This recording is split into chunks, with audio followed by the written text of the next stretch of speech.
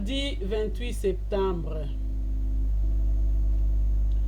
Comme ont été les jours de Noé, ainsi sera aussi la venue du Fils de l'homme. On mangeait et on buvait. On se mariait et on donnait en mariage, jusqu'au jour où Noé entra dans l'arche. Et il ne connut rien jusqu'à ce que le déluge vint et les emporta tous. Matthieu 24, versets 37 à 39. Compte à rebours.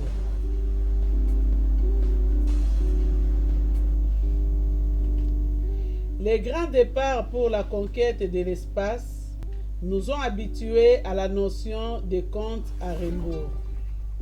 Mais savez-vous que l'histoire de l'humanité nous en offre un solennel exemple?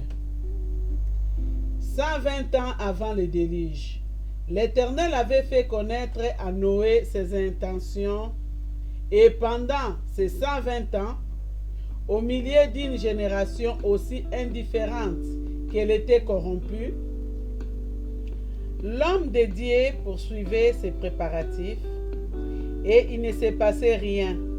Et pourtant, l'instant déterminé pour les cataclysmes universels ne cessait de se rapprocher.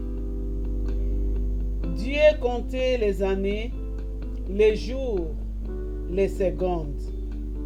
Comment l'homme employait-il ses précieux temps de la patience divine en festoyant dans l'insouciance? Et puis le déluge vint et les emporta tous. Notre génération est elle aussi tout entière engagée dans un compte à rebours irréversible, implacable. D'année en année, de jour en jour, imperceptiblement, un plan divin se poursuit.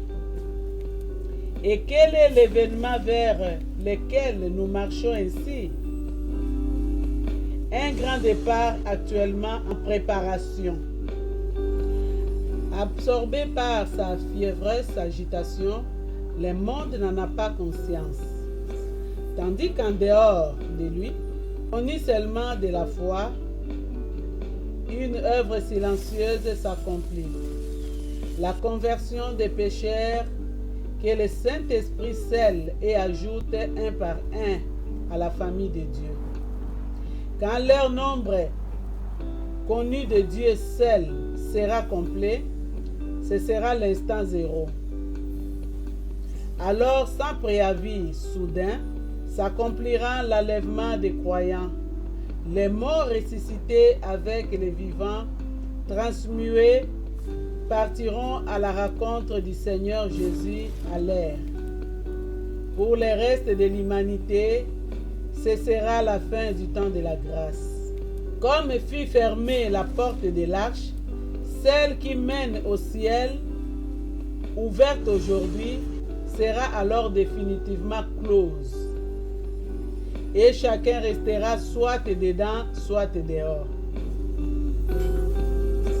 Où en est le compte à l'horloge infaillible de Dieu? Arrivera bien une dernière minute? Si c'était maintenant, seriez-vous prêts